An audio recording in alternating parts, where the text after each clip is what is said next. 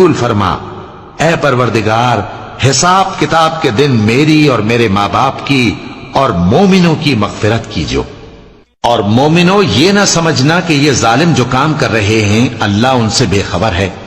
وہ ان کو اس دن تک مہلت دے رہا ہے جبکہ دہشت کے سبب آنکھیں پھٹی کی پھٹی رہ جائیں گی اور لوگ سر اٹھائے ہوئے میدان قیامت کی طرف دوڑ رہے ہوں گے۔ ان کی نگاہیں خود اپنی طرف لوٹ نہ سکیں گی اور ان کے دل مارے خوف کے ہوا ہو رہے ہوں گے۔ اور لوگوں کو اس دن سے آگاہ کر دو جب ان پر عذاب آ جائے گا۔ تب ظالم لوگ کہیں گے کہ اے ہمارے پروردگار، ہمیں تھوڑی سی مہلت عطا کر تاکہ ہم تیری دعوت توحید قبول کریں اور تیرے پیغمبروں کے پیچھے چلیں۔